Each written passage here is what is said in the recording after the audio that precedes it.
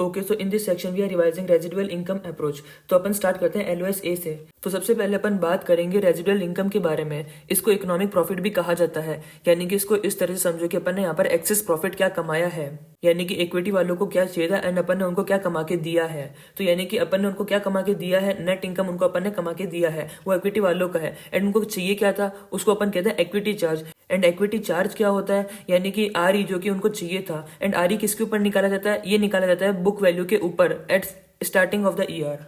तो इसका मतलब है रेजिडुअल इनकम का फॉर्मूला हो जाएगा net income minus equity charge. And upon equity charge को अगर खोल देंगे तो रेजिडुअल इनकम का फॉर्मूला हो जाएगा net income at T minus R E into book value at T minus one. Okay, तो नेक्स्ट यहाँ पर कुछ फिगर्स दिए गए हैं, इनकी मदद से अपन रेजिडुअल इनकम को और अच्छे से समझने की कोशिश करेंगे। तो यहाँ पर सबसे पहले अपन को book value at T minus one अपन को निकाल के दिया हुआ है। सपोज वो ईयर 1 पे होगा 20, फिर उसके बाद कहते हैं सपोज करो कि जो ईटी है वो अपना आ गया 5, यानी कि एक तरह से अपना जो आरओई है वो 25% है। बिकॉज आरओई को निकालने के लिए अपन ईपीएस को डिवाइड करते हैं बुक वैल्यू एट बिगनिंग से। तो यानी कि यहाँ पर अपन 5/20 करेंगे तो आ जाएगा 25%। फिर इसके अंदर कहते हैं सपोज करो जो डिविडेंड है वो है 40%, यानी कि 5 का 40% जो कि आ गया 2। तो इन फिगर्स की मदद से अपन बुक वैल्यू एट टी निकाल सकते हैं। इसको निकालने के लिए सिंपली ये सोचो कि पहले क्या था एंड अब एडिशन क्या हुआ है। पहले बुक वैल्यू था 20 का एंड फिर अपन ने 5 कमाया एंड उसमें से 2 डिस्ट्रीब्यूट कर दिया डिविडेंड के रूप में। तो यानी कि एक तरह से अपना जो एडिशन है वो 3 का हुआ है। तो यानी कि 20 + 3 = 23 होगा। ये बुक वैल्यू एट टी है।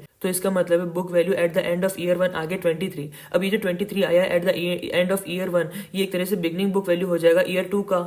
तो इसका मतलब है ईयर 2 के अंदर जो बीवी टी माइनस 1 है वो आ जाएगा 23। एंड यहाँ पर ईपीएस अपन ने कमाया 6 का एंड उसमें से अपन ने 2.4 है डिविडेंड में बांट दिया। तो यानी कि बीवी टी यानी कि book value at the end of year 2 हो जाएगा 26.6 का। तो इसी तरह से अपन ईयर 3 एंड ईयर 4 का book value at the beginning, book value at the end, dividend and EPS ये सब निकाल लेंगे। तो नेक्स्ट इसके अंदर कहते हैं ये सब चीजें निकालने के बाद अपन इक्विटी चार्ज को कैलकुलेट करेंगे। इक्विटी चार्ज क्या होता है, इक्विटी चार्ज का मतलब है जो इन्वेस्टर यानी कि जो इक्विटी इन्वेस्टर्स है उनको क्या चाहिए, उनको चाहिए आरई। वो आरई किसके ऊपर निकाला जाता है, वो बिगनिंग बुक वैल्यू पे निकाला जाता है। तो अगर अपन को ईयर 1 का इक्विटी चार्ज कैलकुलेट करना है तो उसके लिए अपन को आरई को मल्टीप्लाई करना पड़ेगा बिगनिंग बुक वैल्यू से। सपोज करो जो आरई है वो 15% है, तो यानी कि ईयर 1 के अंदर इक्विटी चार्ज क्या हो जाएगा, ये हो जाएगा 0.15 × 20 जो कि आ जाएगा 3। तो इसका मतलब है इक्विटी इन्वेस्टर्स को चाहिए था 3, बट अपन ने उनको कमा के दिया है 5 जो कि है ईटी। तो यानी कि अपन ने उनको एक्स्ट्रा कितना कमा के दिया है, अपन को 2 एक्स्ट्रा कमा के दिया है। ये क्या होगा, ये रेजिडुअल इनकम होगा ईयर 1 के एंड का, यानी कि आरआईटी अपन इसको कह सकते हैं। इसी से अपन ईयर 2 के बारे में सोचेंगे। यहाँ पर इक्विटी चार्ज क्या निकलेगा, ये निकाला जाएगा 0.15 × 23, तो ये आ जाएगा 3.45। इसको कंपेयर करेंगे ईटी से जो कि है 6। तो अपन यहाँ पर कंपेयर करेंगे 6 को विद 3.45, तो ये आ जाएगा 2.55। ये अपना होगा residual income at the end of year 2।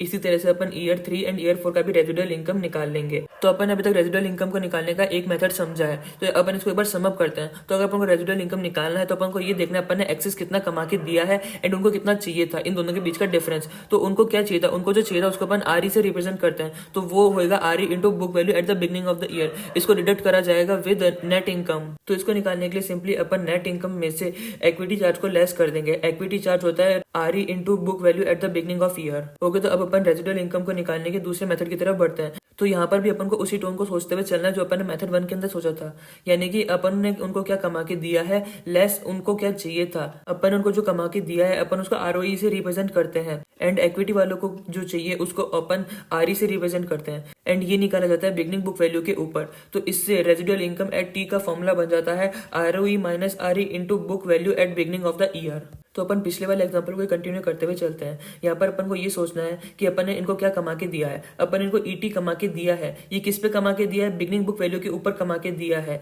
तो यानी कि अपन ने फर्स्ट ईयर के अंदर 5 कमाया है 20 को लेकर, यानी कि 5/20, यानी कि अपना जो आरओई है वो 25% है। इसी तरह से अपन बाकियों के बारे में भी सोचेंगे। अपन ने 6 कमा के दिया है 23 लगा के, यानी कि 6/23, यानी कि अपन को 26.09% का आरओई निकाल के दिया है। इसी तरह से अपन ईयर 3 एंड ईयर 4 का भी आरओई निकाल लेंगे। अपन इसको कंपेयर करेंगे आरई से, यानी कि 15% से, एंड ये जो डिफरेंस आएगा उसको अपन मल्टीप्लाई कर देंगे बिगनिंग बुक वैल्यू से, यानी कि फर्स्ट ईयर के अंदर 25 - 15 करेंगे तो आ जाएगा 10%। तो अपन यानी कि जो बिगनिंग बुक वैल्यू है उसका 10% निकालेंगे, यानी कि 20 का 10% यानी कि 2। ये आ गया residual income at the end of year 1। इसी तरह से अपन ईयर 2 के बारे में सोचते हैं। यहाँ पर अपन 26.09 को माइनस करेंगे 15 से, तो ये आ जाएगा 11.09%। तो अब ये जो 11.09% आया है ये अपन निकालेंगे बिगनिंग बुक वैल्यू का, यानी कि 23 का 11.09% अपन निकालेंगे तो ये आ जाएगा 2.55, यानी कि ये है residual income at the end of year 2। इसी तरह से अपन ईयर 3 एंड ईयर 4 का भी रेजिडुअल इनकम निकाल लेंगे। ओके, तो नेक्स्ट यहाँ पर एक नोट है, इसके अंदर कहते हैं अपन यहाँ पे जो आरई यूज करते हुए आ रहे हैं इसको मार्जिनल कॉस्ट ऑफ इक्विटी कहा जाता है, बिकॉज आरई रिप्रेजेंट करता है रिटर्न जो कि इन्वेस्टर एक्सपेक्ट करते हैं for investing in a companies equity. फिर इसमें कहते हैं जो इंटरेस्ट रेट यूज किया जा रहा है फॉर कंप्यूटिंग नेट इनकम वो एक्चुअल इंटरेस्ट कॉस्ट होता है कंपनी का, यानी कि जो अपन आरओई यूज कर रहे थे वो एक्चुअल इंटरेस्ट रेट कॉस्ट होता है कंपनी का। ओके, तो नीचे एक स्टिकी नोट है, इसके अंदर कहते हैं अपन रेजिडुअल इनकम अप्रोच का यूज करते हैं क्योंकि ये रिकॉग्नाइज करता है कॉस्ट ऑफ इक्विटी यानी कि केई का इन measurement of income. Economic profit जो कि अपन ने थोड़ी देर पहले पढ़ा था वो रिफ्लेक्ट ही नहीं हो पाता इन ट्रेडिशनल अकाउंटिंग इनकम, जहाँ पर एक फर्म है वो रिपोर्ट तो करती है पॉजिटिव इनकम बट वो मीट ही नहीं कर पाती इक्विटी इन्वेस्टर की रिक्वायरमेंट को। अकाउंटिंग इनकम के अंदर अपन केडी इंक्लूड करते हैं यानी कि इंटरेस्ट एक्सपेंस को इंक्लूड कर जाता है, बट अकाउंटिंग इनकम डिविडेंड या फिर other equity related funding cost को इंक्लूड ही नहीं कर पाता है। इसका मतलब है अकाउंटिंग इनकम एक तरह से ओवरस्टेट कर देता है रिटर्न को from perspective of equity investors. Conversely जो रेजिडुअल इनकम अप्रोच है वो डिडक्ट करती है सभी तरह के कैपिटल कॉस्ट को। ओके, तो नेक्स्ट अपन ईवीए यानी कि इकोनॉमिक वैल्यू एडेड के बारे में पढ़ेंगे। ये एक तरह का branded form of residual income होता है, यानी कि कमर्शियलाइजेशन ऑफ रेजिडुअल इनकम होता है बाय स्ट्रैन एंड स्टीवर्ड। तो इकोनॉमिक वैल्यू एडेड के फॉर्मूले को समझने से पहले ये सोचो कि इकोनॉमिक वैल्यू एडेड एक तरह का branded form of residual income होता है। तो इसका मतलब है इकोनॉमिक वैल्यू एडेड एक तरह का डिफरेंस हो गया बिटवीन अपन ने उनको क्या कमा के दिया है वर्सेस उनको क्या चाहिए था। एंड अपन को याद होना चाहिए कि जो इकोनॉमिक वैल्यू एडेड है एक तरह से अपन यहाँ पे पूरे फर्म के बारे में सोचते हैं, यानी कि यहाँ पर इक्विटी और डेट दोनों के बारे में सोचा जाता है। तो यहाँ पर अपन नोपैट माइनस कैपिटल चार्जेस करते हैं। तो फ्रॉम अवर प्रीवियस अंडरस्टैंडिंग अपन को ये याद होना चाहिए कि जो नोपैट है इसको ईबीआईटी 1 माइनस टैक्स भी कहा जा सकता है। एंड अगर अपन कैपिटल चार्जेस के बारे में सोचें तो ये पूरे फर्म का निकाला जाता है, यानी कि यहाँ पर अपन को केडी और केई दोनों को कंसिडर करते हुए चलना पड़ेगा, यानी कि अपन को यहाँ पर डब्ल्यूएसीसी निकालना पड़ेगा जिसको अपन केसी से रिप्रेजेंट करते हैं एंड इसको अपन मल्टीप्लाई करेंगे इन्वेस्टेड कैपिटल से, यानी कि एक तरह से इसका मतलब हो गया अपन ने उनको क्या कमा के दिया है माइनस उनको कितना चाहिए था। उनको क्या चाहिए था वो हो गया K C into invested capital at the beginning of the year, and अपन ने उनको क्या कमा के दिया है वो हो गया नोपैट यानी कि ईबीआईटी 1 माइनस टैक्स। यहाँ पर अपन ने नोपैट का यूज इसलिए करा है क्योंकि यहाँ पर अपन डेट को भी कंसिडर करते हुए चल रहे हैं एंड डेट को कंसिडर करने के साथ अपन को टैक्स के बारे में भी सोचना पड़ेगा, इसलिए अपन ने यहाँ पर नोपैट का यूज कराया। ओके, तो नेक्स्ट यहाँ पर एग्जांपल है, इसके अंदर कहते हैं फर्म का प्रेजेंट कैपिटल स्ट्रक्चर है book value of equity 100 million का and book value of debt है 100 मिलियन का, यानी कि इनिशियल कॉस्ट एट 0 हो गया 200 मिलियन का।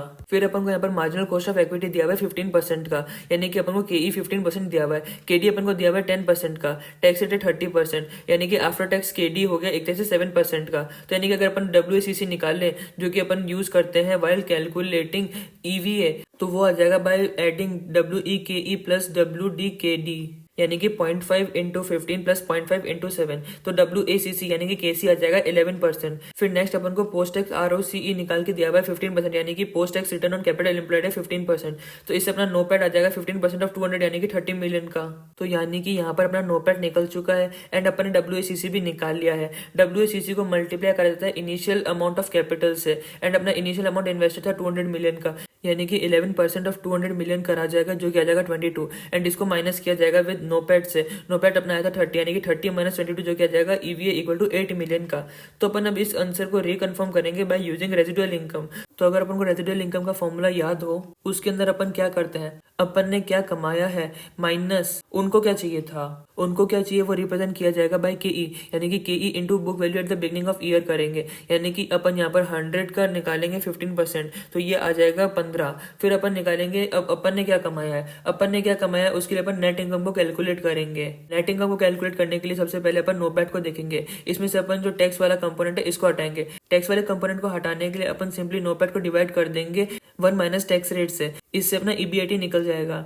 एंड इसको सिंपली इस तरह से सोचो कि अपन नोपैट निकालने के लिए क्या करते हैं, ईबीआईटी 1 माइनस टैक्स करते हैं। तो सिमिलरली अगर अपन को नोपैट दिया हुआ है तो अपन इसको डिवाइड कर देंगे 1 माइनस टैक्स से, जिससे कि यहाँ पर ईबीआईटी निकल जाएगा। अपना ईबीआईटी इससे आ जाता है 42.86 मिलियन। तो ये है earning before interest and tax. तो अब अपन इसमें से इंटरेस्ट पोर्शन हटा देंगे। इंटरेस्ट कितना है, यहाँ पर अपनों केडी दिया हुआ है 10%, तो यहाँ पर अपन 10% ऑफ 100 मिलियन निकालेंगे तो ये आ जाएगा 10, यानी कि 42.86 से 10 माइनस करा जाएगा तो ये आ जाएगा 32.86 मिलियन। ये अपना आ जाएगा प्रॉफिट बिफोर टैक्स। अपन अब इसे टैक्स हटाएंगे, टैक्स कितना है 30%, तो यानी कि प्रॉफिट आफ्टर टैक्स आ जाएगा 23। तो ये अपना आ गया नेट इनकम, यानी कि 23 को माइनस किया जाएगा विद 15, तो ये आ जाएगा 8 मिलियन। तो इसका मतलब है रिजल्ट फ्रॉम बोथ मेथड, यानी कि residual income method and economic value added method, इन दोनों से सेम आंसर आता है। ओके, तो नेक्स्ट एक नोट है, इसके अंदर कहते हैं ये अब जो अपन ने पढ़ा है इसको अपन एलओएस के से लिंक कर सकते हैं। फिर इसमें कहते हैं कि एक अकाउंटिंग डेटा के अंदर अपन को कई तरह के चेंजेस करने पड़ते हैं, यानी कि कई तरह के एडजस्टमेंट करने पड़ते हैं बिफोर कंप्यूटिंग ईवीए। फिर अपन को यहाँ पर कुछ प्रोमिनेंट एग्जाम्पल्स के बारे में बताया गया है, यानी कि ये ऐसी चीजें हैं जिनको एडजस्ट करा जाएगा वाइल कंप्यूटिंग ईवीए। तो अगर अपन को याद हो, ईवीए को कैलकुलेट करने के लिए अपन को नोटपैड की जरूरत होती है, साथ ही साथ अपन को केसी की भी जरूरत होती है। तो पहला ऐसा एडजस्टमेंट है नॉन रिकरिंग आइटम। अगर एक ऐसा आइटम है जो कि बार बार नहीं होने वाला है तो उसको नॉन रिकरिंग आइटम कहा जाएगा, एंड इसके बिहाफ पे यहाँ पर उसके एप्रोप्रिएट एडजस्टमेंट करा जाएगा। नेक्स्ट है capitalization and amortization of research and development expenditure. इसमें कहते हैं कई बार ऐसा देखा गया है कि अर्निंग को इन्फ्लेट करने के लिए अपन रिसर्च एंड डेवलपमेंट का जो एक्सपेंस वाला पोर्शन होता है उसको अपन कैपिटलाइज कर देते हैं, एंड लाइकवाइज अगर कभी अपन को अर्निंग कम दिखानी है टू सेव टैक्सेस, अपन यहाँ पर जो कैपिटलाइज वाला एक्सपेंडिचर है उसको अपन एक्सपेंस पे दिखा देते हैं जिससे कि अर्निंग कम दिख सके एंड अपने टैक्स से सेव हो सके। फिर ऊपर एक स्टिकी नोट दिया हुआ है, इसके अंदर कहते हैं कि जब अपन आरओई का एस्टिमेट करते हैं फॉर अ मैच्योर कंपनी तो वो रिफ्लेक्ट करता है long term productivity of companies research and development expenditure. अगर प्रोडक्टिविटी आर&डी एक्सपेंडिचर होगा तो वो इंक्रीज करेगा आरओई एंड रेजिडुअल इनकम को, और अगर अनप्रोडक्टिव आर&डी एक्सपेंडिचर होगा तो वो डिक्रीज करेगा आरओई को एंड रेजिडुअल इनकम को। फिर नेक्स्ट वन में बात की गई है इंटेंजिबल एंड उसका amortisation in case of business acquisition. इसके अंदर कहते हैं अगर अपन एक बिजनेस को एक्वायर करते हैं एंड अपन को बाद में पता चलता है कि उसके अंदर एक इंटेंजिबल एसेट भी थी जो कि अपन ने वैल्यूएशन के अंदर उस समय नहीं ली थी, तो ये क्रिएट करेगा distortion in the valuation under residual income model. तो वैल्यूएशन के टाइम पे इसको बैलेंस शीट के अंदर लिया नहीं गया था, तो यानी कि अपन अब इसको ले रहे हैं, अपन अगर इसको ले रहे हैं तो इसका मतलब है इसको अपन को अमोर्टाइज भी करते हुए चलना पड़ेगा। तो फिर अब एक स्टिकी नोट है, इसके अंदर कहते हैं कि यहाँ पे जो अमोर्टाइजेशन किया जाएगा इस इंटेंजिबल एसेट का वो रिड्यूस कर देगा कंबाइंड आरओई को, बिकॉज यहाँ पे अपने एक तरह से जो एक्सपेंस है वो बढ़े हुए दिखेंगे क्योंकि अपन यहाँ पे अमोर्टाइज कर रहे हैं इसको ईयर बाय ईयर। तो इसका मतलब है इंटेंजिबल एसेट को अमोर्टाइज करने के कारण अपना जो कंबाइंड आरओई होगा, यानी कि अपन ने जिसको एक्वायर करा है एंड अपनी बैलेंस शीट दोनों को मिला के जो आरओई निकलेगा वो एक जैसे लोअर होएगा, एंड आरओई लोअर होने के कारण जो कंबाइंड एंटिटी का वैल्यूएशन होएगा वो लोअर होएगा as compare to valuation of individual entities prior to acquisition. यानी कि इन दोनों फर्म्स का जो एक्विजिशन से पहले वैल्यू था वो ज्यादा होगा as compare to the combined entity, and ये ज्यादा होगा बिकॉज ऑफ इंटेंजिबल एसेट जो कि अपन ने उस समय रिकॉग्नाइज ही नहीं करी थी एंड उसको अपन ने अब जाके रिकॉग्नाइज करा है। तो इस डिस्टॉर्शन को रिमूव करने के लिए अपन ने जो अमोर्टाइजेशन किया था इंटेंजिबल का उसको रिमूव करना पड़ेगा प्रायर टू कंप्यूटिंग आरओई, जिसको यूज किया जाएगा for residual income valuation. Okay, तो अब अपन बात करेंगे डेफर्ड टैक्सेस के बारे में। तो इसके अंदर कहते हैं डेफर्ड टैक्सेस को एलिमिनेट कर देना चाहिए, अपन को सिर्फ और सिर्फ कैश टैक्सेस को ही शो करना चाहिए। इनफैक्ट अगर अपन को L1 का नॉलेज याद हो तो जो डेफर्ड टैक्स होते हैं वो रिवर्सिबल नहीं होते हैं। जैसे कि अगर एक ग्रोइंग कंपनी है तो वो आगे से आगे प्लांट्स एंड मशीनरी को लेते जाती है सच दैट वो कभी रिवर्स ही नहीं हो पाता है। तो यानी कि यहाँ पर जो DTL है उसको ट्रीट किया जाएगा एज इक्विटी। स्टिकी नोट के अंदर कहते हैं ऑपरेटिंग लीज को कैपिटलाइज करने के लिए अपन को असेट्स एंड लायबिलिटीज दोनों को इंक्रीज करना होगा by present value of expected future operating lease payment, यानी कि फ्यूचर में जो ऑपरेटिंग लीज का अपन पेमेंट करने वाले हैं उसके प्रेजेंट वैल्यू से एसेट्स एंड लायबिलिटीज दोनों को बढ़ाया जाएगा।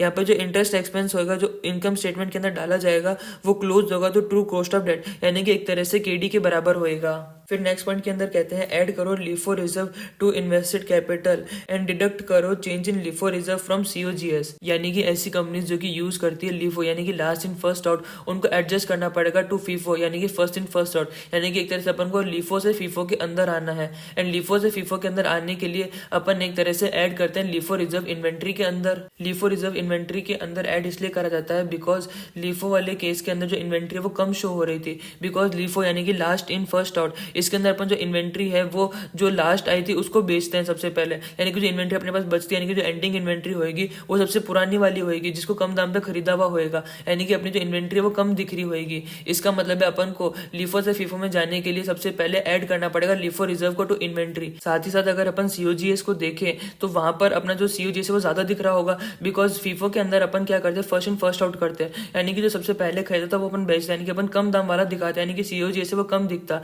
बट अपन यहाँ पर क्या करें, अपन जो सबसे महंगा वाला यानी कि जो लास्ट वाली जो इन्वेंट्री आई है उसको अपन बेच रहे हैं। तो एक तरह से अपन महंगा वाला बेच रहे हैं, यानी कि अपनी जो कॉस्ट है ज्यादा दिख रही है। तो इसका मतलब है अपन को एक तरह से कॉस्ट को कम करना पड़ेगा, सीओजीएस को कम करना पड़ेगा। यानी कि अपन यहाँ पर माइनस करेंगे change in LIFO reserve from COGS. And अपन को याद ही होगा, अगर अपन कोई भी चेंज करते हैं बैलेंस शीट आइटम के अंदर तो वो लिफो रिजर्व से होता है। एंड अगर अपन कोई भी चेंज करते हैं पीएनएल के अंदर तो वो चेंज इन लिफो रिजर्व से होता है। फिर यहाँ पर एक स्टिकी नोट है, इसके अंदर पेंशन एसेट और लायबिलिटी के बारे में बात की गई है। इसके अंदर कहते हैं जो पेंशन एसेट और लायबिलिटी होगी उनको एडजस्ट करा जाएगा जिससे कि वो रिफ्लेक्ट कर सके फंडेड स्टेटस के प्लान को, जो कि इक्वल होता है to the difference between fair value of plan asset and projected benefit obligation, यानी कि एक तरह से प्लान लायबिलिटी। ओके, तो नेक्स्ट पॉइंट के अंदर कहते हैं रेजिडुअल इनकम मॉडल को यूज करने के लिए clean surplus relationship must hold करनी चाहिए, यानी कि जो बुक वैल्यू ऑफ टी है वो book value of t-1 plus ET minus DT होना चाहिए। इसका मतलब है बुक वैल्यू केवल और केवल चेंज होगी on account of retained earning other than owner related transactions. इसका मतलब है OCI होना ही नहीं चाहिए।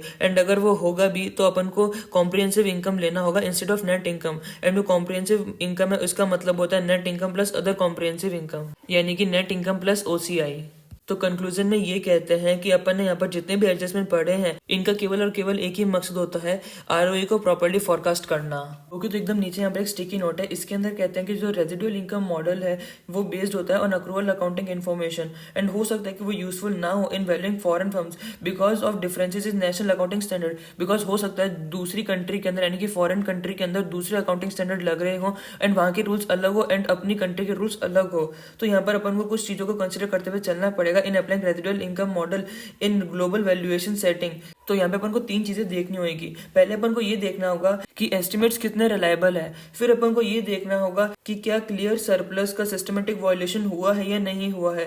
फिर अपन को तीसरा चेक करना होगा कि क्या पुअर क्वालिटी अकाउंटिंग रूल्स की वजह से फाइनेंशियल स्टेटमेंट है वो बिजनेस की इकोनॉमिक रियलिटी को रिजेंबल कर भी पा रहे हैं या नहीं कर पा रहे हैं। ओके, तो नेक्स्ट अपन थर्ड पॉइंट की तरफ बढ़ते हैं। यहाँ पे अपन पढ़ेंगे मार्केट वैल्यू एडेड MVA के बारे में। तो इसको सिंपली इस तरह से सोचो, अपन यहाँ पे पढ़ रहे हैं मार्केट वैल्यू एडेड, यानी कि मार्केट ने क्या वैल्यू ऐड करी है, यानी कि अपन ने जिस कंपनी के अंदर इन्वेस्ट करा था अब उसकी मार्केट में क्या वैल्यू हो गई है, यानी कि अब अपना जो पैसा है उसके मार्केट के अंदर क्या वैल्यू हो गई है। तो इसका फॉर्मूला होता है market value of equity plus market value of debt plus market value of preference minus invested capital. यानी एक तरह से अपन को क्या मिल रहा है मार्केट से माइनस इसके बदले में अपन ने क्या लगाया था। तो यहाँ पर नोट है, इसके अंदर कहते हैं बेसिकली किसी भी चीज का वैल्यू अराइव किया जाता है by capitalizing future earning. Hence अगर अपन को निकालना है एक्सेस वैल्यू तो इसका फॉर्मूला हो जाएगा present value of future excess earning. तो देयरफॉर MVA का फॉर्मूला हो जाएगा present value of future EVAs। फिर इसके बाद कहते हैं कि अगर information about market value of debt and market value of preference available नहीं है तो इसका मतलब है जो MVA है इसका फॉर्मूला हो जाएगा market value of equity minus book value of equity. तो इसका मतलब है residual income and enterprise value added एक तरह के सोर्स होते हैं ऑफ मार्केट वैल्यू एडेड के। ओके, तो नेक्स्ट अपन LOS-B की तरफ बढ़ते हैं। यहाँ पे अपन पढ़ेंगे uses of residual income model. तो इसके यहाँ पर 4 यूजेस बताए गए हैं। फर्स्ट पॉइंट में कहते हैं इसको यूज किया जाता है फॉर इक्विटी वैल्यूएशन। जब FCFF या फिर DCF मेथड का यूज नहीं किया जा सकता तब अपन यहाँ पर RI मॉडल का यूज करते हैं for equity valuation. Next point के अंदर कहते हैं RI मॉडल का यूज किया जाता है for performance evaluation of division and manager. Division का मतलब एक तरह से सेंटर हो गया है। तो 3 तरह के सेंटर होते हैं, cost centre, profit centre and investment centre. Cost centre के अंदर सिर्फ खर्चा लगता है, प्रॉफिट सेंटर के अंदर खर्चा भी लगता है एंड रेवेन्यू भी आता है, एंड इन्वेस्टमेंट सेंटर के अंदर खर्चा भी लगता है, रेवेन्यू भी आता है एंड वो पीपी के अंदर इन्वेस्ट भी करते हैं। फिर इसमें कहते हैं कि जो RI मॉडल है इसका साथ ही साथ यूज किया जाता है इन performance evaluation of investment centre. Next point के अंदर कहते हैं कि जो RI मॉडल है उसका यूज किया जाता है इन एग्जीक्यूटिव कंपनसेशन, क्योंकि इसकी मदद से अपन पता लगा सकते हैं कि उसने इन्वेस्टर की एक्सपेक्टेशन से कितना ज्यादा कमाया है, यानी कि ROE ग्रेटर देन RE कितना है, इसकी मदद से अपन पता लगा सकते हैं। एंड फिर लास्ट में कहते हैं इसका यूज किया जाता है to measure goodwill impairment. Okay, तो अब अपन LOS-C, F, H and I की तरफ बढ़ते हैं। तो इसके अंदर कहते हैं as per residual income model जो IV0 यानी कि इंट्रिंसिक वैल्यू, इसका फॉर्मूला होता है book value at the beginning plus present value of all future residual income. तो यहाँ पर एक एग्जांपल है, इसके अंदर अपन को BV0 E1 पे आउट रेशियो एंड RE दिया हुआ है। तो सबसे पहले अपन को ROE निकालने के लिए कहा गया है फॉर ईयर 1। तो ROE का फॉर्मूला सोचो वो क्या होता है, वो होता है E1 बाय BV0। E1 अपना है 8 एंड BV0 40, यानी कि 8/40, ये आ गया 20%। फिर अपन को कहते हैं ग्रोथ रेट कैलकुलेट करो। ग्रोथ रेट क्या होता है B into R, यानी कि जो रिटेंशन रेशियो है उसको मल्टीप्लाई करेंगे ROE से। ROE 20% आया एंड जो रिटेंशन रेशियो है वो है 0.4, तो इसका मतलब है ग्रोथ आ गया 8%। फिर कहते हैं IV0 को कैलकुलेट करो based on constant growth DDM। यहाँ पर अपन को ध्यान देना है कांस्टेंट ग्रोथ DDM के हिसाब से अपन को निकालना है। तो डिविडेंड डिस्काउंट मॉडल के अंदर फॉर्मूला क्या होता है, वो होता है D1 by RE minus G। D1 अपना कितना है, अपना जो EPS आता है इसका 60% अपन पे आउट कर रहे हैं, यानी कि 8 का 60%, यानी कि 4.8 अपना डिविडेंड है, D1 है, इसको अपन डिवाइड करेंगे RE minus G से। RE है 12 एंड अपना जो ग्रोथ है वो है 8, तो यानी कि 4.8 डिवाइड बाय 4%, ये आ गया 120। फिर इसमें कहते हैं रेजिडुअल इनकम को कैलकुलेट करो। तो रेजिडुअल इनकम क्या होता है, अपन को एक तरह से एक्सेस बताना होता है, यानी कि अपन ने क्या कमाया है माइनस उनको क्या चाहिए था। उनको क्या चाहिए था वो क्या था, वो होता है RE इंटू BV0, यानी कि ये होता है 12% ऑफ 40। तो अपन इसको माइनस करेंगे विद अपन ने क्या कमा के दिया, अपन ने इवन कमा के दिया है। इवन क्या है 8, यानी कि 8 माइनस 12% ऑफ 40, ये आ जाएगा 3.2। फिर इसके बाद कहते हैं IV0 कैलकुलेट करो स्टॉक का using single stage residual income model. तो single stage residual income model का फॉर्मूला होता है IV0 equal to BV0 plus present value of all future residual income. तो जो present value of all future residual income है इसका वही DDM वाला फॉर्मूला होता है, यानी कि वहां पर अपन ने क्या कहता है D1 by RE minus G करा था, यहाँ पर अपन RI1 by RE minus G करेंगे। अपना RI1 आया हुआ है 3.2, इसको डिवाइड करेंगे RE minus G से, वो है 12% माइनस 8%, यानी कि ये हो जाएगा 3.2 डिवाइडेड बाय 0.04, तो यानी कि ये हो जाएगा 40 प्लस 80 यानी कि 120। तो ये शो करता है कि अगर अपने पास कंसिस्टेंट फ्यूचर फॉरकास्ट है, यानी कि RE और G है वो चेंज नहीं हो रहे हैं, सेम है हर साल फ्यूचर के अंदर भी, तो अपने पास एक सेम वैल्यू आएगी IV0 की under dividend discount model, free cash flow and residual income model. However real life के अंदर एनालिस्ट का डिफरेंट लेवल ऑफ कॉन्फिडेंस होता है इन फॉरकास्टिंग इनपुट जो कि रिक्वायर्ड होंगे अंडर ईच मॉडल। इस वजह से हर एक मॉडल प्रोवाइड करता है डिफरेंट एस्टिमेट ऑफ IV0। जो IV0 अराइव होता है यूजिंग वेरियस मॉडल, वो कभी भी वाइड अपार्ट नहीं हो सकते हैं एक दूसरे से। अगर वो वाइड अपार्ट होंगे तो ये वार्न करता है एनालिस्ट को कि उसने कुछ गलती करी है इन अजम्पशंस एंड फॉरकास्ट। इनफैक्ट अलग अलग मेथड यूज करते हुए जो IV0 अपने पास आता है वो एक एनालिस्ट को हेल्प करता है स्टॉक की वैल्यू रेंज निकालने में। से लोअर लिमिट 400 ले ली एंड अपर लिमिट अपन ने ले ली 440। तो फिर नेक्स्ट पॉइंट के अंदर कहते हैं डिविडेंड डिस्काउंट मॉडल और फ्री कैश फ्लो अप्रोचेस दोनों के दोनों बैक लोडेड है, यानी कि जो प्रेजेंट वैल्यू होगा टर्मिनल वैल्यू का वो एक तरह का डोमिनेटिंग कंपोनेंट होता है IV0 के अंदर, पर जो रेजिडुअल इनकम मॉडल है वो फ्रंट लोडेड है, क्योंकि यहाँ पर जो बुक वैल्यू एट बिगनिंग होगा यानी कि जो BV0 होगा वो डोमिनेटिंग कंपोनेंट होता है। इसका मतलब है कि जो वैल्यू रिकॉग्निशन होगा रेजिडुअल इनकम मॉडल के अंदर वो अर्लियर होगा then dividend discount model and free cash flow model. Okay, तो नेक्स्ट एक एग्जांपल है, इसके अंदर कहते हैं अभी एक्स लिमिटेड का बुक वैल्यू पर शेयर 200 चल रहा है, इक्विटी कैपिटलाइजेशन रेट है 15%, ROE 20% एंड पे आउट रेशियो 60%। एक्स लिमिटेड अगले 3 साल और चलेगी एंड फिर खत्म हो जाएगी बाय पेइंग लिक्विडेटिंग डिविडेंड, यानी कि इसका मतलब है अपन को जो थर्ड ईयर है इसके अंदर 60% पे आउट रेशियो नहीं लगाना है, जितना बचा है वो सारा का सारा डिविडेंड के रूप में डिस्ट्रीब्यूट हो जाएगा। यहाँ पे अपन को एक टेबल बनानी है जो कि शो करेगी forecast of dividend and residual income of 3 year and show करना है कि जो IV0 है वो सेम होगा अंडर बोथ द मॉडल, यानी कि अपन को सबसे पहले इसको डिविडेंड डिस्काउंट मॉडल से बनाना है एंड फिर अपन को यहाँ पर रेजिडुअल इनकम मॉडल का भी यूज करना है। तो टेबल को बनाते हुए अपन को वही पुराना वाला तरीका लगाना है जो अपन पहले लगा रहे थे। सबसे पहले अपन BV-1 यानी कि book value at the beginning लेते हैं, इसमें अपन फिर ऐड करते हैं अर्निंग को यानी कि इवन को एंड लेस करते हैं डिविडेंड को, जो आएगा उसको अपन BVT कहते हैं यानी कि book value at year end कहते हैं। एंड ये जो ईयर एंड वाला बुक वैल्यू आएगा ये एक तरह से अगले साल का बिगनिंग बुक वैल्यू बन जाएगा। तो इसी तरह से अगर अपन ईयर 1 के अंदर देखें तो 200 प्लस 40 कर दिया है, माइनस करा है 24, तो यहाँ पे BVT आ गया 216। अगले साल के अंदर ये ओपनिंग बुक वैल्यू बन गया है, यानी कि 216 प्लस 43.2 माइनस 25.92, तो ये आ जाएगा BVT ऑफ 233.28। अभी अगले साल का ओपनिंग बन जाएगा, यानी कि ईयर 3 का ओपनिंग बुक वैल्यू हो जाएगा 233.28 का। अब यहाँ पे अर्निंग है 46.656 की है। अब यहाँ पर एक चीज ध्यान रखनी है, क्वेश्चन के अंदर लिखा था कि जो फर्म है वो 3 साल के बाद एग्जिस्ट नहीं करेगी, सीज हो जाएगी। इसका मतलब जितना भी पैसा बनता है वो सारा का सारा डिस्ट्रीब्यूट हो जाएगा। तो यहाँ पर कितना पैसा बनता है उसको निकालने के लिए अपन BVT-1 प्लस इवन कर देंगे, यानी कि 233.28 प्लस 46.656 करेंगे, तो यह आ जाएगा 279.936। तो 279.936 वो वाला अमाउंट है जो कि डिविडेंड के रूप में बांट दिया जाएगा इक्विटी वालों को, यानी कि यहाँ पर book value at year end वो 0 हो जाएगा। तो अब अपन बढ़ते हैं इक्विटी चार्ज की ओर। यहाँ पे अपन को जस्ट ये सोचना चाहिए अपन ने क्या कमाया है और उनको क्या चाहिए था। उनको क्या चाहिए था उसको अपन इक्विटी चार्ज बोलते हैं। तो इक्विटी चार्ज क्या होता है? इक्विटी चार्ज वो वाला परसेंटेज या फिर अमाउंट होता है जो कि इक्विटी वालों को चाहिए for investing in the company. तो अपने वाले क्वेश्चन के अंदर इक्विटी कैपिटलाइजेशन रेट 15% दी हुई है। ये जो 15% है बिगनिंग बुक वैल्यू के ऊपर निकाली जाती है। तो ईयर 1 के अंदर 15% निकाला जाएगा 200 का, जो कि आ जाएगा 30। अब इसी तरह से अपन ईयर 2 एंड ईयर 3 का भी निकाल लेंगे। अब ये जो आता है 30, इसको अपन कंपेयर करेंगे ईटी से, यानी कि अपन ने क्या कमा के दिया है इनको। तो यानी कि अपन यहाँ पर 40 माइनस 30 करेंगे तो आ जाएगा 10, यानी कि रेजिडुअल इनकम ईयर 1 के अंदर हो गए 10, ईयर 2 के अंदर हो गए 10.8 एंड ईयर 3 के अंदर हो गए 11.664। तो अब अपन निकालेंगे intrinsic value as per dividend discount model. तो यहाँ पर क्वेश्चन के अंदर गिवन है कि जो कंपनी 3 साल तक ही चलने वाली है, तो इनका जितना भी पैसा आ रहा है अपन कैश फ्लो के अंदर डालते जाएंगे। ईयर 1 के अंदर अपन को डिविडेंड मिल रहा है 24 का, तो ये अपन CF1 के अंदर डालेंगे। ईयर 2 के अंदर मिल रहा है 25.92 का, तो ये अपन CF2 के अंदर डालेंगे। एंड ईयर 3 के अंदर अपन को डिविडेंड मिल रहा है 279.936 का, ये अपन C3 के अंदर डालेंगे। एंड इन सबको प्रेजेंट वैल्यू निकालेंगे एट 15%, तो ये आ जाएगा 224.53। अब अपन बढ़ते हैं intrinsic value as per residual income model. तो इसके अंदर अपन को फॉर्मुला यूज करना होगा BV0 plus present value of RI।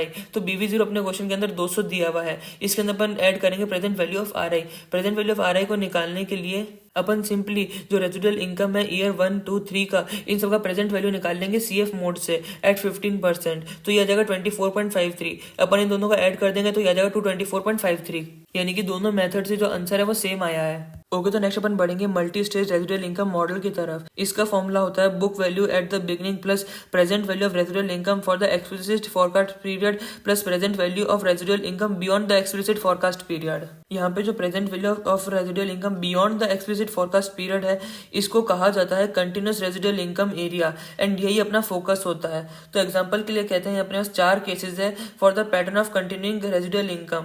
तो केस 1 के अंदर कहते हैं जो रेजिडुअल इनकम है वो 0 हो जाएगा after the explicit forecast period. तो अगर अपन पिछले वाले एग्जांपल को कंटिन्यू करें तो उसके अंदर तो कह रहे थे कि जो तीसरे साल है उसके बाद जो कंपनियां बंद हो जाएगा, सीज टू एग्जिस्ट हो जाएगा, पर यहाँ पर कह रहे हैं जो रेजिडुअल इनकम है वो खत्म हो जाएगा, यानी कि जो कंपनी है वो नॉर्मल अर्निंग अर्न करता रहेगा। तो थर्ड ईयर का अपन यहाँ पर डायग्राम वापस से बनाते हैं। तो यहाँ पर सबसे पहले अपन BVT-1 लिखेंगे, तो ये आ जाएगा 233.28। अब अपन यहाँ की अर्निंग निकालते हैं, तो ये आ गया 46.656। तो अब यहाँ पर अपन को इसका 60% करना होगा, जिससे कि अपन यहाँ पर डिविडेंड निकाल सके। तो इसका 60% आ जाएगा 27.9966। अब अपन बुक वैल्यू एट T निकालेंगे। इसको निकालने के लिए अपन BVT-1 plus ET minus DT करेंगे, तो ये आ जाएगा 251.9424। अब अपन यहाँ पर इक्विटी चार्ज निकालेंगे। इक्विटी चार्ज को निकालने के लिए जो बुक वैल्यू है उसको मल्टीप्लाई करा जाएगा RE से, ये आ जाएगा 34.992। अब अपन यहाँ पर रेजिडुअल इनकम एट T निकालेंगे। इसको निकालने के लिए जो ETS को कंपेयर करा जाएगा इक्विटी चार्ज से, तो ये आ जाएगा 11.664। तो अब अपन इसका इंट्रिंसिक वैल्यू निकालेंगे। इंट्रिंसिक वैल्यू को कैलकुलेट करने के लिए अपन को जस्ट BV0 के अंदर ऐड करना पड़ेगा present value of expected future residual income. And question में बताया गया है कि ईयर 3 के बाद जो रेजिडुअल इनकम है वो 0 हो जाएगा। तो इसका मतलब है अपन को ईयर 1, ईयर 2 एंड ईयर 3 का जो रेजिडुअल इनकम है इसका प्रेजेंट वैल्यू निकालना होगा। तो इसका प्रेजेंट वैल्यू आ जाता है 24.53। अपन इसको ऐड कर देंगे BV0 के अंदर जो कि था 200, यानी कि ये आ जाएगा 224.53। तो नेक्स्ट यहाँ पे एक नोट है, इसके अंदर कहते हैं कि इंस्टीट्यूट ने इसको कैलकुलेट तो करा है बट इसको थोड़ा सा अलग तरीके से कैलकुलेट करा है। यहाँ पर उसने कैलकुलेट करा है present value of residual income for T-1 year, यानी कि एक तरह से उसने 2 साल का प्रेजेंट वैल्यू निकाल लिया रेजिडुअल इनकम का, एंड इसका प्रेजेंट वैल्यू आ जाता है 16.86। इसके बाद उन्होंने कैलकुलेट करा कंटिन्यूइंग रेजिडुअल इनकम को by using formula RI3 divided by 1 plus RE minus W। यहाँ पे जो W इसको ओमेगा कहा जाता है, ये एक तरह का परसिस्टेंस फैक्टर होता है, यानी कि वो जो रेजिडुअल इनकम है वो परसिस्ट करेगी या नहीं करेगी, यानी कि आगे भी हो पाएगी या नहीं हो पाएगी। तो अपने वाले केस के अंदर जो रेजिडुअल इनकम है वो थर्ड ईयर के बाद 0 हो जाएगी। इसका मतलब जो परसिस्टेंस फैक्टर है वो 0 हो जाएगा, यानी कि ये फॉर्मूला बचता क्या है, ये होता है यहाँ पर RI3 divided by 1 plus KE, तो ये आ जाता है 10.142। अब ये जो अमाउंट आया है वो दूसरे साल पे आ जाएंगे, अपन ने एक तरह से इसको एक पीरियड डिस्काउंट कर लिया है। ये रिप्रेजेंट करता है MVA at the end of year 2, यानी कि P2 माइनस B2। अपन अगर इसको चाहे तो टर्मिनल प्रीमियम भी कह सकते हैं।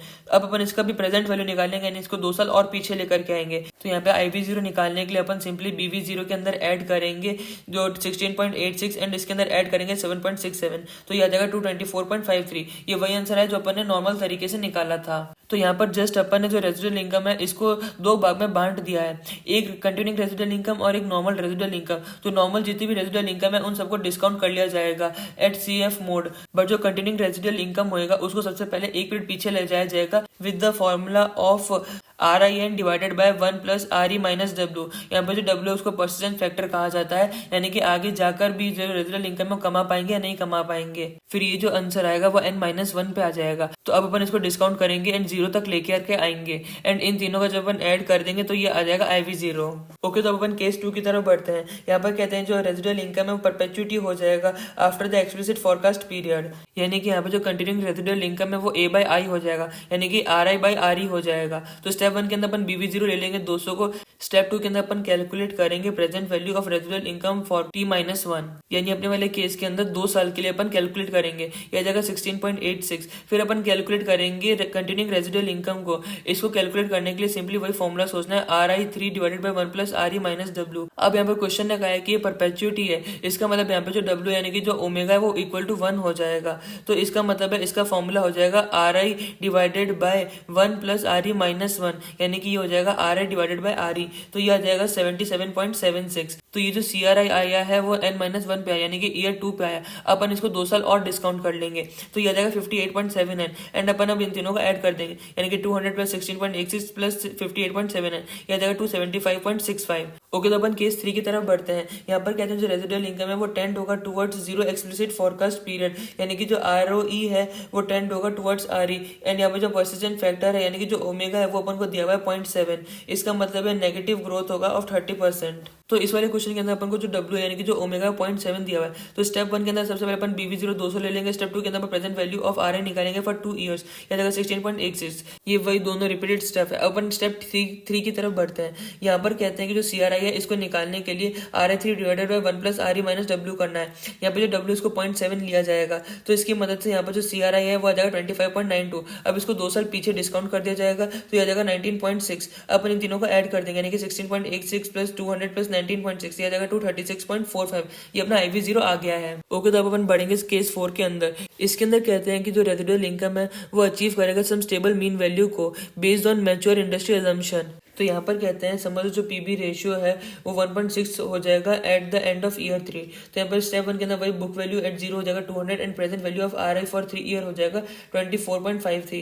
अब अपन यहाँ पर CRI निकालेंगे एट T इक्वल टू 3। तो यहाँ पर ये कहते हैं कि जो price to book value ratio है वो 1.6 टाइम्स है। इसका मतलब है कि जो मार्केट वैल्यू है वो 1.6 टाइम्स है उसकी बुक वैल्यू के। एंड अगर अपन को single stage residual income model का फॉर्मूला याद हो तो उसके अंदर मार्केट वैल्यू इक्वल होता है book value plus present value of residual income, यानी कि present value of residual income क्या हो गया, वो हो गया market value minus book value. तो यहाँ पर अपन को PE रेशियो दिया हुआ है एंड ये है 1.6, यानी कि अपन कह सकते हैं कि जो मार्केट वैल्यू है वो 1.6 टाइम्स है उसके बुक वैल्यू के, यानी कि मार्केट वैल्यू इक्वल होगा 1.6 टाइम्स ऑफ बुक वैल्यू। तो अगर अपन को निकालना है CRI तो उसके लिए अपन क्या करेंगे, अपन जस्ट यहाँ पर PT माइनस BT करेंगे, यानी कि 1.6 book value minus 1 book value, यानी कि एक तरह से 0.6 of book value. Book value अपनी चल रही 251.94, इसको अपन मल्टीप्लाई करेंगे 0.6 से, ये आ जाएगा 151.16। अब ये आया है सेकंड ईयर में, अपन इसको पीछे लेकर के आएंगे 2 साल और, तो ये आ जाएगा 99.39। तो अब अपन तीनों का ऐड कर देंगे एंड इससे IV0 आ जाएगा 323.92।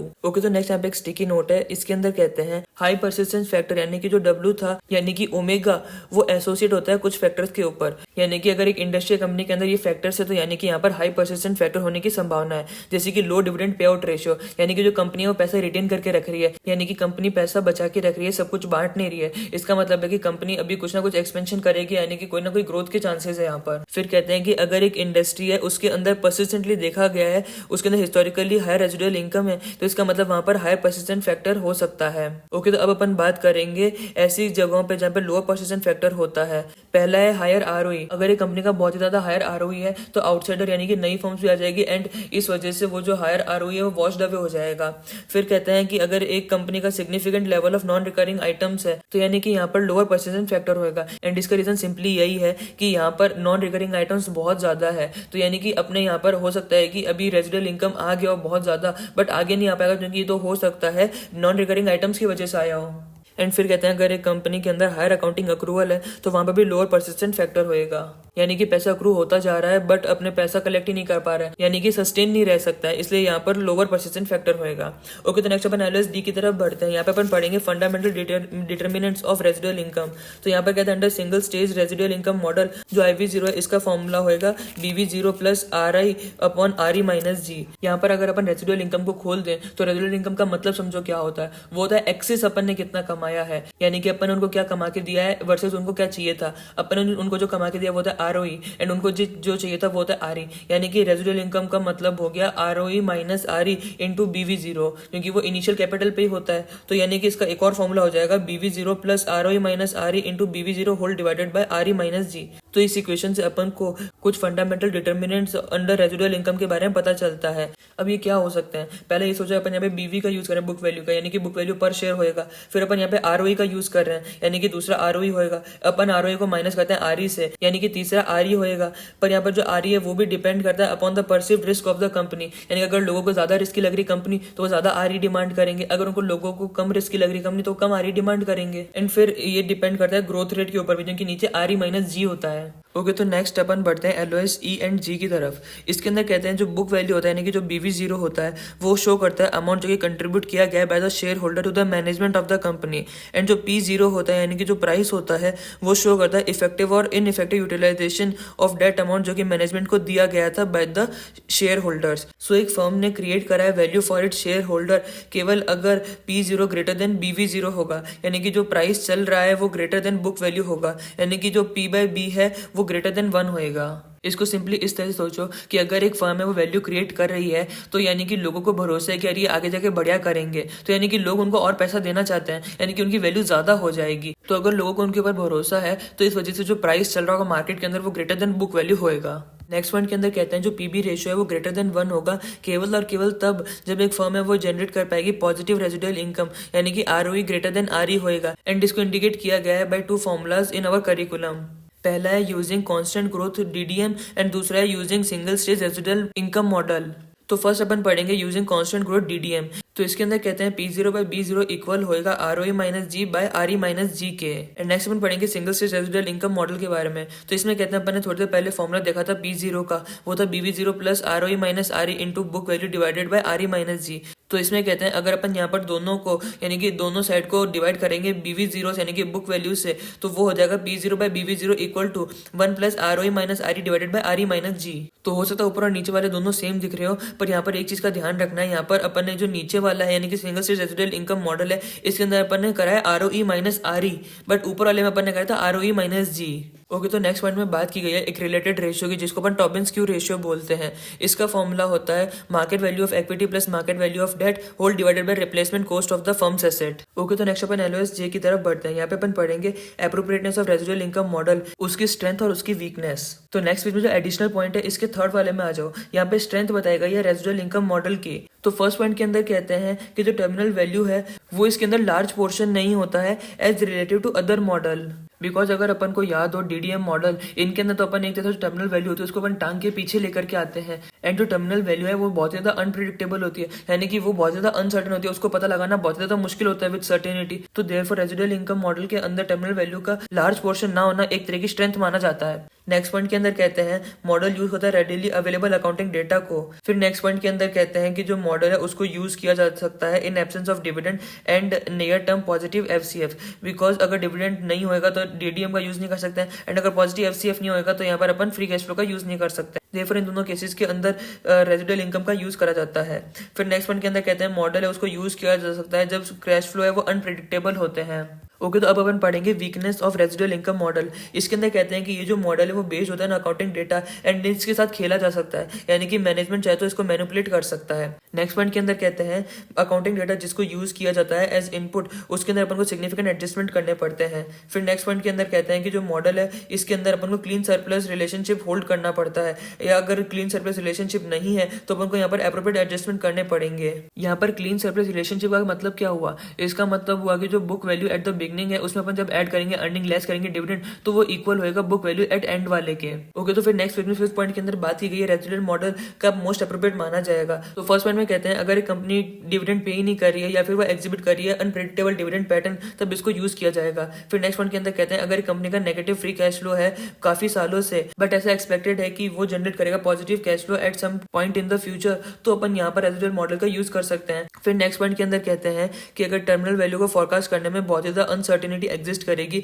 तब अपन को रेजिडुअल मॉडल का यूज करना होगा। फिर नेक्स्ट पॉइंट के अंदर कहते हैं कि रेजिडुअल मॉडल को यूज करने के लिए अकाउंटिंग क्वालिटी हाई होनी चाहिए। फिर नेक्स्ट पॉइंट के अंदर कहते हैं कि जो क्लीन सरप्लस रिलेशनशिप है वो होल्ड करना चाहिए, अगर नहीं होल्ड करते तो सारे के सारे अप्रोप्रिएट एडजस्टमेंट करे जाएंगे।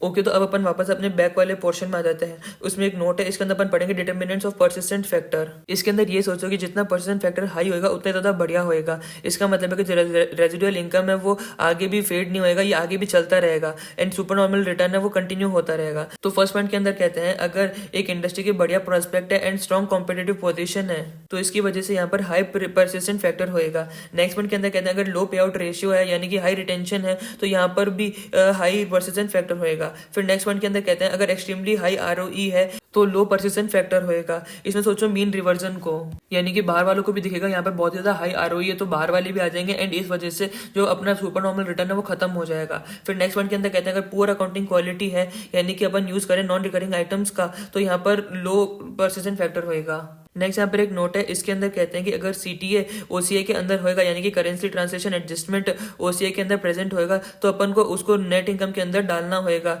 उसको आरओई को फोरकास्ट करने में यूज करा जाएगा या नहीं करा जाएगा वो डिपेंड करता है करेंसी फोरकास्ट के ऊपर। ओके, तो नेक्स्ट यहाँ पे एडिशनल पॉइंट के अंदर जो सेकंड वाला है इसके बारे में अपन बात करेंगे। इसके अंदर कहते हैं सिंगल स्टेज मॉडल है वो अज्यूम करता है कांस्टेंट रिटर्न ऑन इक्विटी को एंड कांस्टेंट जी को, जो कि इंप्लाई करता है कि जो रेजिडुअल इनकम है वो परसिस्ट करेगा इनडेफिनेटली। पर जो रेजिडुअल इनकम है वो अप्रोच करता है जीरो ओवर टाइम, क्योंकि जो कंपेटिटिव फोर्सेज है वो ड्राइव करते हैं इंडस्ट्री प्रॉफिट मार्जिन को टू नॉर्मल लेवल। यानी कि इसका मतलब है जैसे बाहर वालों को दिखेगा कि यहाँ पर बहुत ज्यादा प्रॉफिट है, सुपर नॉर्मल प्रॉफिट है, तो बाहर वाले भी आ जाएंगे एंड इस वजह से अपन इंडस्ट्री नॉर्मल प्रॉफिट ही कमा पाएंगे, अपन ज्यादा नहीं कमा पाएंगे। Therefore, in practice, single stage model को एक तरह से मॉडिफाई किया जाता है to handle declining residual income by forecasting continuing residual income.